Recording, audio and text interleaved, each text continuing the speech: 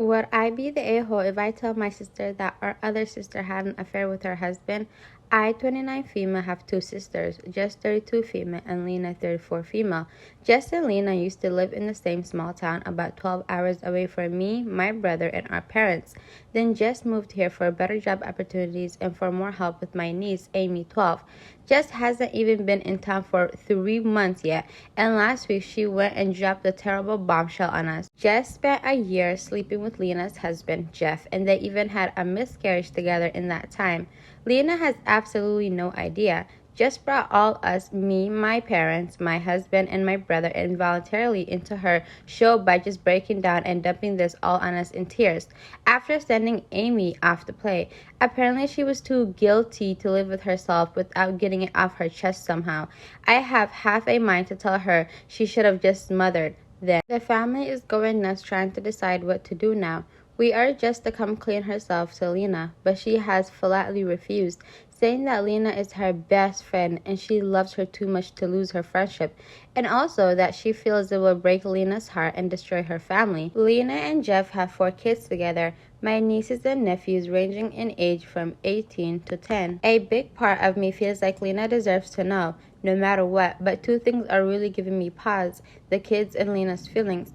The kids love their dad, love their house, love their land. They'd be ripped away from all of those things in a divorce, would they not?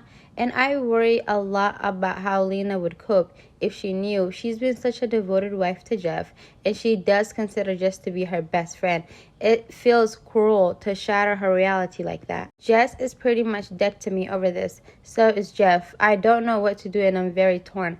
I just want to do what's best for Lena and the kids. Should I speak up since Jess will or no? I know infidelity is sore subject when it comes to whether or not to speak up. I need help. Okay, so there's an update. I had to go to work and then bed after posting, but I've done my best to read as many of these posts as possible. I'm really appreciative of everyone who gave their perspective and advice. The folks who'd been cheated on personally were especially eye-opening. I'd asked myself 100 times in the past week whether I should tell Lena just because I would want to know if it were me. Lena is honestly the most forgiving, intimate of the 3 of us, always has been, and when we were growing up, she'd get called a doormat, and I've always been the angry, intense one. I would definitely want to know, but a part of me truly worries that Lena won't thank us for this. It was the overwhelming response that showed me there's likely only one right answer, as painful as it is going to be. Especially what pushed me to deciding was 2 things. I don't want to be seen as siding with Jess instead of Lena, in Lena's eyes. When she finds out, I want it to be from people who love her instead of her feeling betrayed thinking she has no one on her side. And second, the people pointing out that she's currently potentially vulnerable to STDs. I know my a-hole sister is clean, but I don't know about Jeff. And honestly, I've been so shocked over the situation that it hadn't occurred to me that he might be an even bigger POS and could be sleeping with other people. That was the final push. I don't want to hurt Lena, but I'd rather she never talk to me again than hold her hand after a herpes diagnosis or while she does of a cervical cancer, if that. I'm meeting up with my parents and my brother on Sunday morning, and we're going to have a big talk about how to handle the situation. My dad isn't going to be happy because he's terrified of how the fallout will affect Lena and the kids when she knows. But ultimately, Lena being safe matters more. I'm going to lead with suggestions of forcing Jess' hand and making her confess this is her fault. We don't want to tip Jeff off so he can try to weasel out with lies first. And honestly, the logistics of getting to Lena in person are going to be hard, but we'll pull it together and see what we can do. I'm definitely not suggesting the Zoom call. I know the suggestions were well-meaning, but if my family did that to me, I'd die of shame. Oh my God, imagine you're being cheated on and your entire family gets on Zoom call and just to tell you that you're being cheated on. Anyways, I'll die of shame, so we're gonna pass on that. My goal is to have us make a plan where we deliver a watertight ultimatum with a short deadline to Jess, and then focus on what we can possibly do for Lena when she knows. If Jess refuses to ball up by the deadline, it'll probably be me and my mom telling Lena, in which case, wish me luck. I wish OP updated, but I'm gonna look out for that update, and then I'll share with you guys maybe in another video. But what do you guys think? This is such a sad story. Like, men can be such disgusting. Like, evil people, because why would you cheat on your devoted wife who had 4 kids for you, who gave you her youth, who gave you all those time and effort, with not only another woman, but with her sister, whom she considers to be her best friend? And the sister, how do you consider your sister to be a loving, close, what do you call it, sister, who you consider to be your best friend, while you're sleeping with her husband?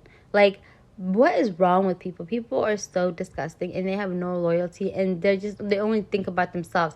Couple of seconds of pleasure outweighs you ruining your, what do you call it, your family, your familial relationships. That's disgusting. And now he's gonna ruin his family. Now his wife is not gonna get a divorce. Now probably not gonna have to live. He's gonna live apart from his kids. Now his kids are gonna probably hate him. Like, for what? All because he wanted a quick night. Like, what is wrong with people? Am I the a-hole for wanting to leave my boyfriend after he didn't defend me against his girl best friend? For context, I, 23 female, have been dating my boyfriend, 24 male, while call him Jake, for 2 years. Our relationship has always been really great, besides the fact that he has a girl best friend, 23 female, we'll call her Abby. Abby and Jake have known each other since they were toddlers, and their families are very close, as in they go vacations together all the time, have family game movie nights every Friday, and pretty much all our neighbors. I love my boyfriend so much and get along great with his family. His siblings are the sweetest and always go shopping or to the movies with them. And I'm very close to his mom. She's even said I'm like a daughter to her, in hopes that very soon she'll be able to call me her daughter-in-law. Now, anyways, it's clear Abby has never liked me, but stay cordial for the sake of my relationship.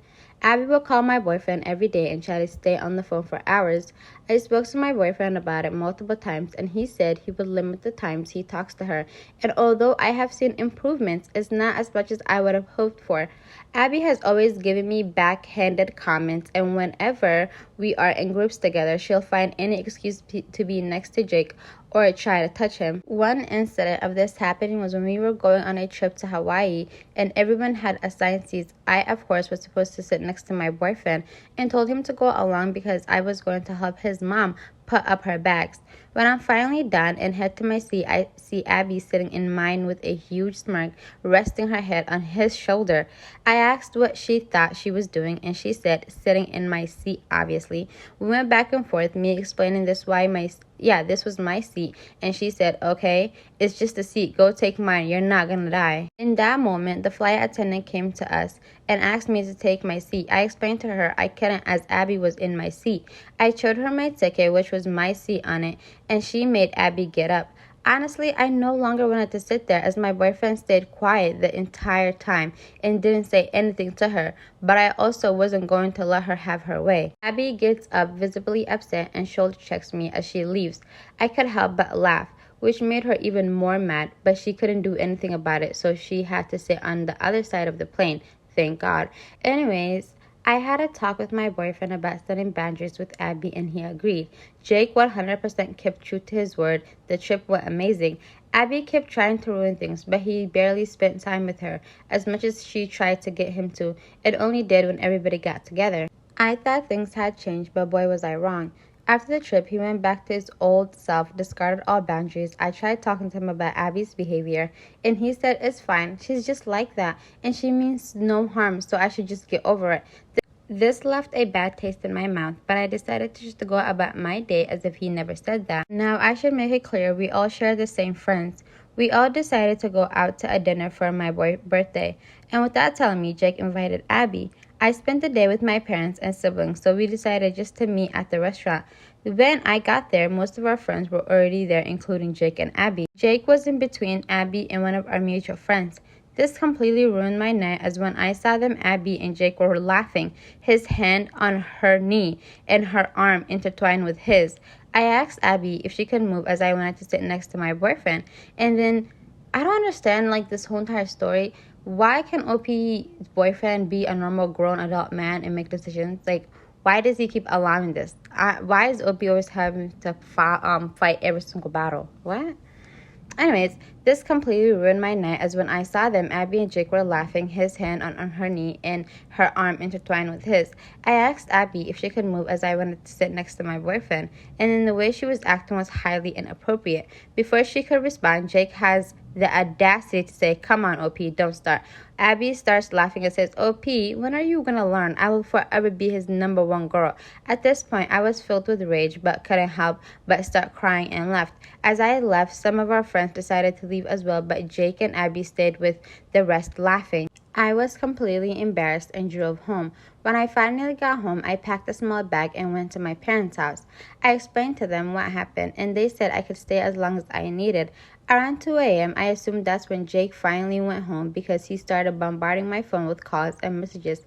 I didn't answer any and simply turned my phone off. When I looked in the morning, the messages spam from apologizing to call me a sensitive B word, then apologizing again. I simply said I needed space and would talk to him when I decided if I was going to stay with him or not, then blocked his number. I have some friends taking my side, but others calling me childish. I'm not sure if I want to talk to my boyfriend's parents about this yet, but am I the a-hole? Sorry for any types of grammar. The only thing I can say is OP is a grown woman who needs to get a backbone and move along with this whole relationship getting a man. Because at the end of the day, this is a grown man. If he thought what his friend was doing was inappropriate, he would have stopped it. If he didn't want what his friend was doing, he would have stopped it. Clearly, he's enjoying that tension and whatever's going on. Clearly, he's enjoying the fact that his girlfriend is always fighting for him. Like, he's a grown adult man. I really hate when women blame another woman for things that a grown man allows. Like, he's a grown man. He clearly is allowing this, and he clearly doesn't care. You set boundaries, and they cross it over and over and over. You're gonna fight with this woman for the rest of your life? Are you gonna, what do you call it, one day just off her and unalive her because that's the only way she's gonna stop doing this, and that's the only way you'll move on? So clearly, OP needs to get a new man. This one is not it.